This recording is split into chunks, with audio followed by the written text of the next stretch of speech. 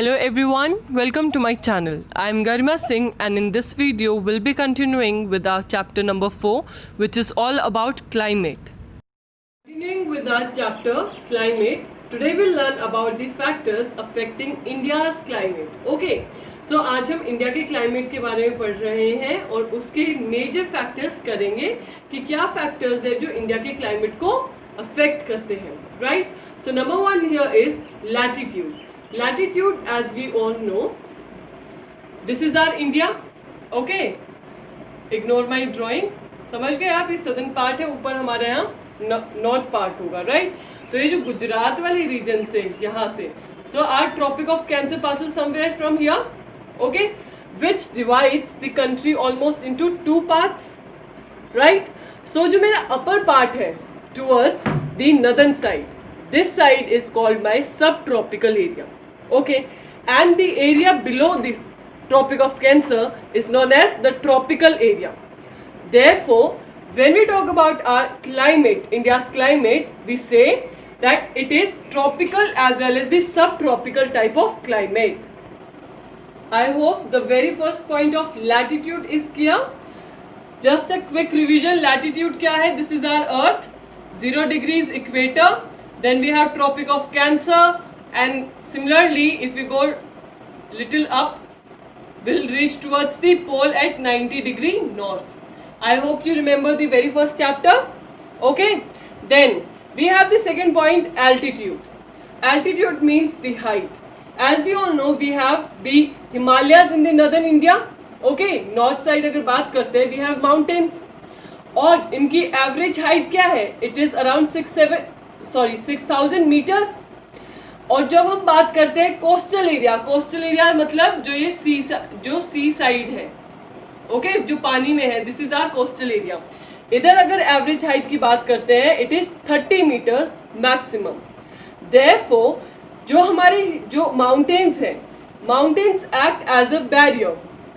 Okay, mountain barrier act करते हैं ताकि कोल्ड विंड जो यहाँ से आ रही है वो क्रॉस ना करे, जिसकी वजह से जो हमारा सब कॉन्टिनेंट एरिया है, we have the milder winters, ज़्यादा सर्दियाँ नहीं होती हैं. And talking about the coastal area मतलब हमारे जो सी वाला एरिया है, जितना पास होगा उधर उतने ही ज़्यादा हमारे नॉर्मल, ना ज़्यादा गर्मी ना ज़्यादा सर्दी वाला मौसम रहता है, राइट? देयरफॉर कोस्टल एरिया का आपको पता चल गया है, क्योंकि हाइट ज़्यादा नहीं है, नियर द सी है, distance from the sea वाला factor. The more the distance, the extreme will be the weather conditions, right? तो coastal area का आपको समझ में आया होगा. और जब हम नॉर्थ इंडिया की बात करते हैं, which is our subtropics, वहाँ हमारा क्या है? Milder winters है, because the mountains act as the barrier. Okay? Third factor क्या है? It is pressure and winds. Okay, जब हम इंडिया की बात करते हैं, I'll be explaining each and every concept. अभी पैनिक नहीं करना है इतने सारे डायग्राम्स देख के, राइट? हम बहुत अच्छे से करेंगे. कोई डाउट हुआ तो please ask, okay, in the comment section. जब हम इंडिया की बात करते हैं, north easterly region originating from the sub tropical pressure belt in the northern hemisphere. Okay, India की लोकेशन अगर आप देखो in the world map, suppose this is our earth. Okay, we lie in the northern hemisphere somewhere here, right? ऊपर की side है ना northern hemisphere में, बस वही बात बताइए इसकी लोकेशन. Therefore, अब एक और बात हम करेंगे regarding the pressure belts and also about the wind. पहले समझते हैं, then we'll get back to this figure. आपको ये बात समझनी है कि जो हमारी अर्थ है, okay, this is the sun, यहाँ कहीं हमारी अर्थ है, जो 0 डिग्री है, which is equator. हमें पता है सन रेज बहुत डायरेक्ट आती है इक्वेटर पे, बहुत ज़्यादा स्ट्रॉन्ग रेज होगी इक्वेटर पे, राइट? जैसे जैसे if you start moving towards the pole, थोड़ी स्लांट होती जाती है rays will be a little slanter, okay, और लाइट होती जाएंगी जैसे हम पोल्स पे जाएंगे. ये तो याद है आपको. उसके बाद आपको एक बात यहाँ ये समझनी है, लर्न करना है और हमेशा दिमाग में रखना है, फिर सारे कॉन्सेप्ट क्लियर हो जाएगा कि 0 डिग्री पे जब हम बात करते हैं इक्वेटर पे, हमारा इंडिया कहाँ है? Somewhere here. Okay, so equator पे डायरेक्ट स्ट्रॉन्ग रेज आ रही है, बहुत ज़्यादा धूप है, टेम्परेचर क्या होगा, इंक्रीज हो जाएगी, गर्मी हो जाएगी ना। फिर एयर मास जो है, जो हमारी एयर है, वो भी लाइट हो जाएगी और ऊपर उठना शुरू करेगी। जितनी गर्मी होगी उतने ज़्यादा हमारा क्या होगा, पानी इवेपोरेट होगा। ओके, तो एयर मास भी हमारा बढ़ता जाएगा। एयर मास इंक्रीज हुआ, जब हमारा एयर मास इंक्रीज होगा तो हमारी यहाँ इक्वेटर से हमारी जो एयर है वो ऐसे उठना शुरू करेगी and it will start moving towards the 23.5 degree. ये हमारा ट्रॉपिक ऑफ कैंसर है। यहाँ पहुँचेगी। यहाँ क्या होता है ट्रॉपिक ऑफ कैंसर पे, यहाँ हमारा है हाई प्रेशर। जैसे हाई प्रेशर इसको वैक्यूम मिलेगा, एयर विल डाइवर्ट और फिर वो नीचे की साइड आना स्टार्ट कर देगी ऐसे। ओके, तो आप देख रहे हो कि मूवमेंट क्या हो रही है एयर की, इक्वेटर से एयर मास इंक्रीज हुआ तो हमारी विंड ऊपर उठी, ऊपर उठेगी तो यहाँ जैसे हाई प्रेशर बेल्ट आएगी, ये अंदर की साइड डाइवर्ज होगी। अब एयर कहाँ से ब्लो करेगी, air will blow from the high pressure belt to low pressure. जब भी हम सरफेस एरिया पे बात करते हैं, जो हमारी विंड है, it always blow from high pressure belt to low pressure belt, ये याद रखना। अब हाई प्रेशर क्या है, हमारा ट्रॉपिक ऑफ कैंसर है। 0 डिग्री इक्वेटर हमारी लो प्रेशर बेल्ट है, तो ऊपर से नीचे आएगी एंड द डायरेक्शन, विंड कभी भी ऐसे नहीं ब्लो करेगी, विंड विल बी थोड़ा सा स्लांट उसमें आएगी और ये ईस्टर्न साइड से ब्लो करेगी ऐसे टेढ़े में, देयरफॉर इसको हम बोलते हैं ईस्टर्ली। ओके, यही हमने स्टार्टिंग में पढ़ा था कि इंडिया के ऊपर जो इन्फ्लुएंस है किसका है, नॉर्थ ईस्टर्ली रीजन में, राइट, क्योंकि विंड ईस्टर्ली ब्लो करती है। और नॉर्थ क्यों, क्योंकि नॉर्दर्न हेमिस्फीयर में है। ओके, अब जब ये एयर ऊपर उठ रही है और यहाँ आके वापस से towards the low pressure belt जाती है, ये भी किसी रीजन की वजह से होता होगा। और यहाँ से अगर हमारा एयर मास है 0 डिग्री से एयर ऊपर उठ रही है तो इसके पीछे भी कोई फैक्टर होता होगा। वो फैक्टर क्या है, वो है Coriolis force. Okay, Coriolis force क्या होता है अभी समझेंगे। It is the apparent force caused by the earth's rotation. Earth क्योंकि अपने ही एक्सिस पे इट कीप्स ऑन रोटेटिंग, घूमती रहती है अपने उसमें, राइट, देयरफॉर उसकी रोटेशन की वजह से एक इमेजिनरी फोर्स है which is called as the Coriolis force.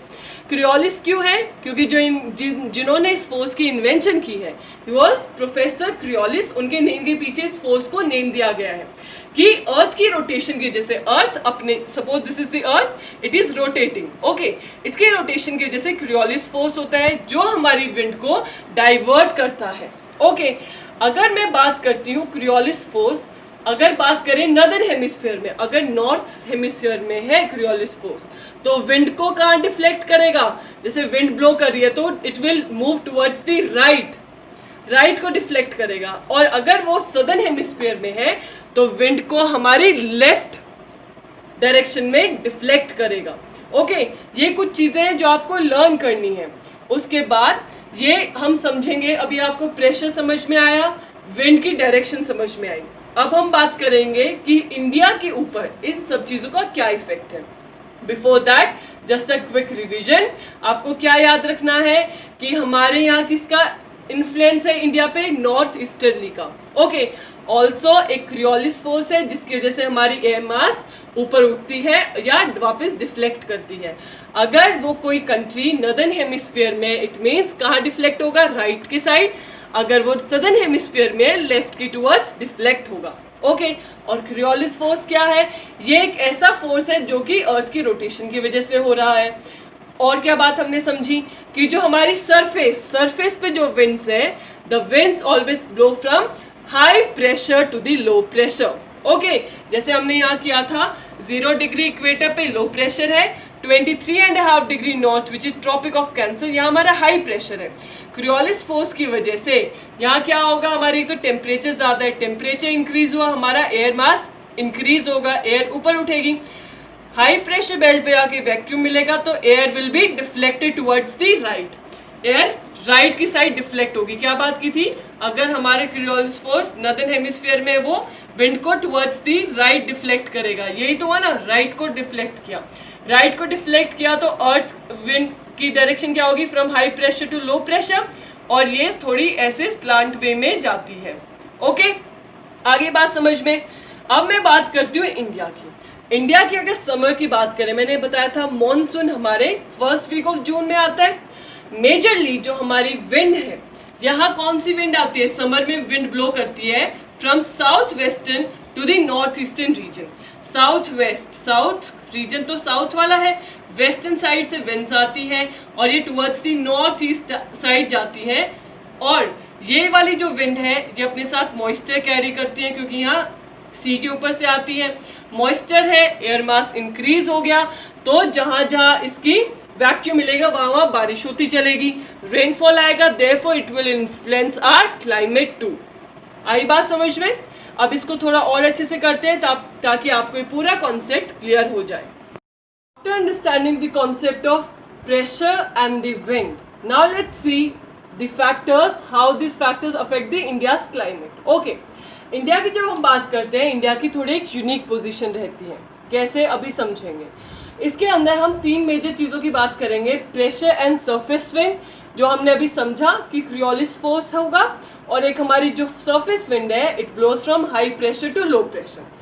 फिर हम बात करेंगे अपर सर्कुलेशन, एयर सर्कुलेशन की, जहाँ जेट स्ट्रीम्स की बात करेंगे, और वेस्टर्न डिस्टर्बेंस, जहाँ हम बात करेंगे साइक्लोन्स की।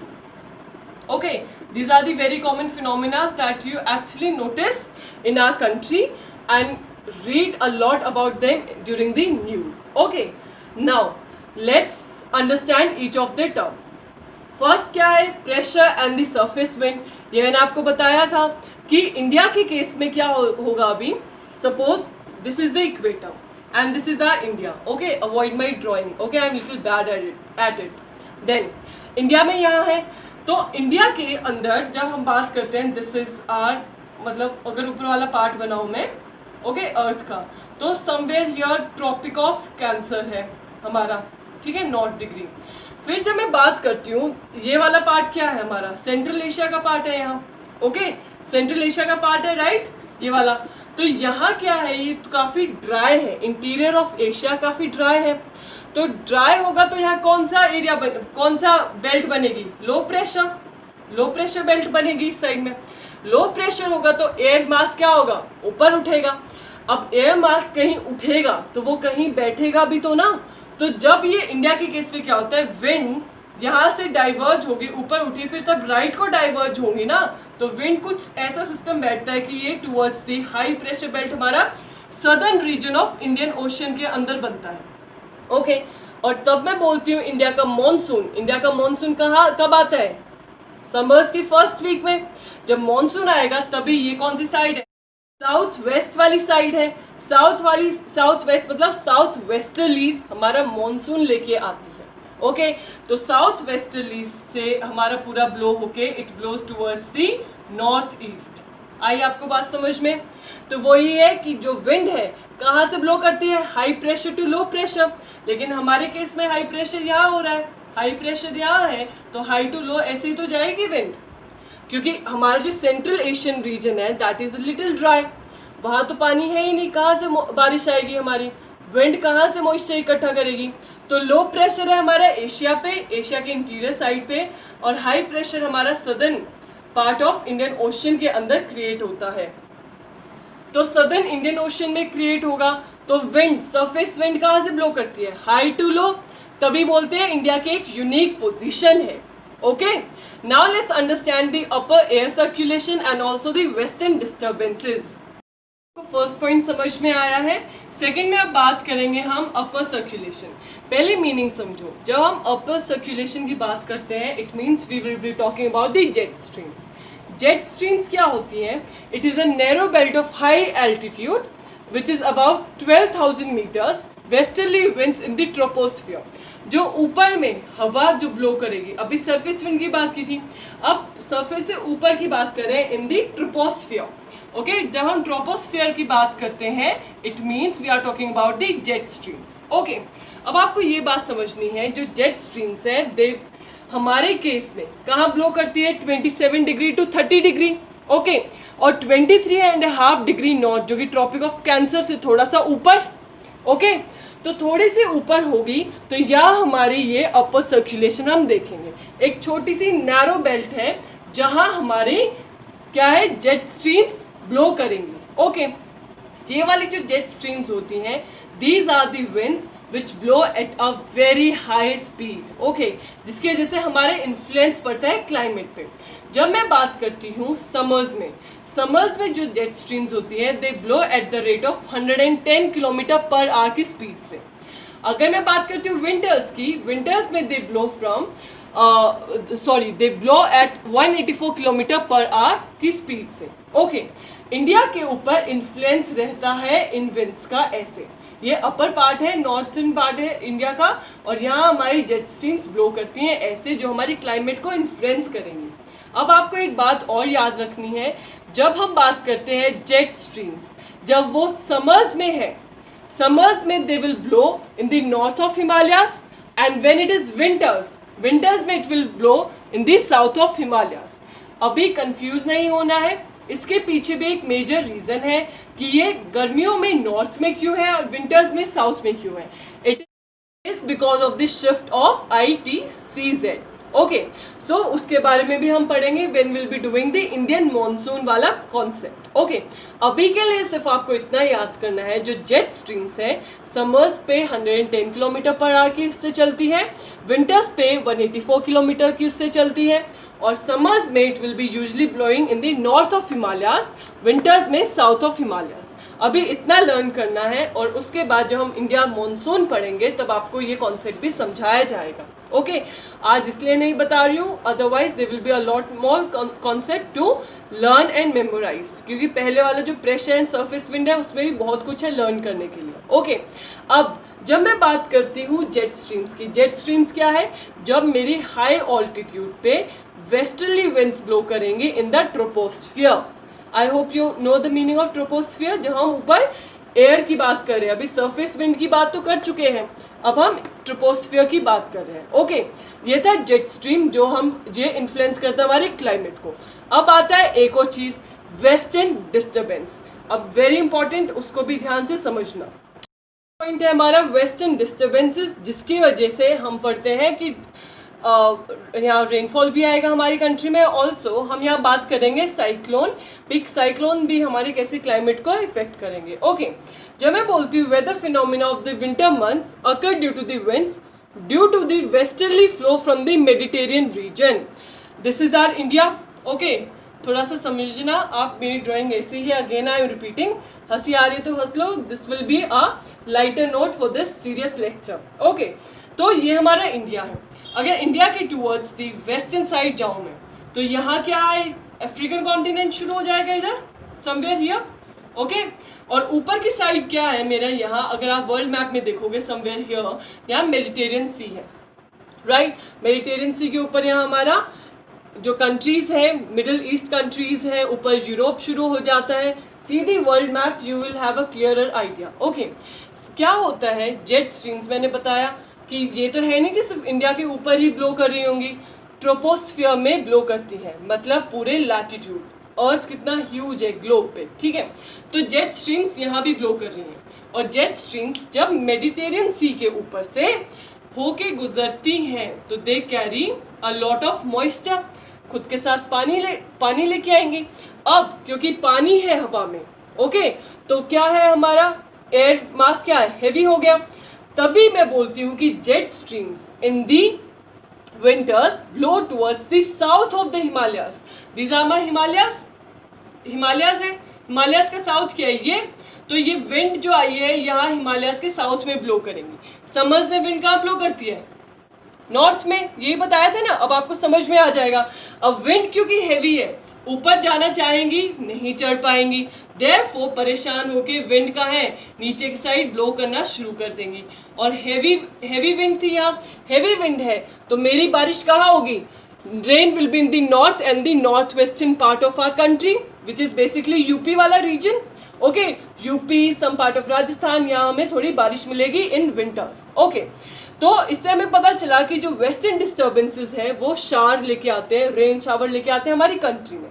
ओके, दूसरी बात थी साइक्लोन। साइक्लोन क्या होता है, suppose this is my ocean, okay, यहाँ बहुत ज़्यादा तेज हवा हो जाए और ये पानी ऐसे से इकट्ठा होना शुरू कर दे, and this will become my cyclone. Okay आपने पढ़ा भी होगा, जो हमारी कोस्टल रीजन है साइक्लोन्स आ जाते हैं जिसकी वजह से हमारे फ्लड्स आ जाते हैं इन दी कोस्टल रीजन, ये जो हमारे साउथ वाले रीजन है इंडिया का। ओके अब क्या होता है, जो मेडिटेरियन वाला रीजन है ये, क्योंकि थोड़ा मेडिटेरियन रीजन हमारा ऊपर पड़ता है, okay in the temperate region, थोड़ा सा टेम्परेट मतलब ठंडा रीजन है, तो यहाँ क्या होगा, टेम्परेट साइक्लोन आएंगे। लेकिन क्योंकि हमारा रीजन का है ट्रॉपिकल, ऊपर इन्फ्लुएंस से होते हुए तब यहाँ आते हैं कई बार साइक्लोन, तो नीचे आते आते कौन सा बनता है, ट्रॉपिकल, हमारे क्या है ट्रॉपिकल कंट्री है, तो यहाँ जो बवंडर आता है, जो साइक्लोन आएगा पानी में, तो ये क्या कहलाएगा, ट्रॉपिकल साइक्लोन। और इसकी वजह से क्या होता है, हमारे कोस्टल रीजन को बहुत भारी नुकसान उठाना पड़ता है। अभी आप पीछे न्यूज़ में पढ़ रहे होंगे कि जो फ्लड्स आ गए हैं साउथ में, जो ये केरला रीजन है, तमिलनाडु है, उड़ीसा है, ये वाले जो रीजन है इधर में बहुत ज़्यादा फ्लड्स मिलते हैं। क्यों? Because of the tropical cyclones जो आते हैं। ओके सो आपको भी समझ में आया है।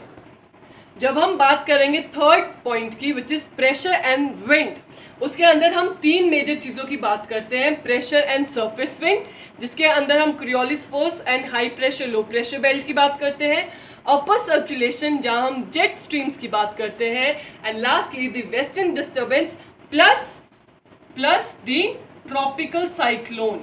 ओके ट्रॉपिकल रीजन है तो ट्रॉपिकल साइक्लोन आएंगे। I hope this concept is clear. So now we have done the factors which affect the India's climate, and now you know that India has a unique position.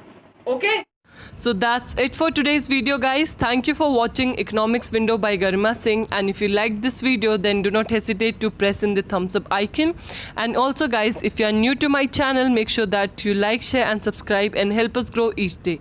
Thank you for watching Economics Window by Garima Singh.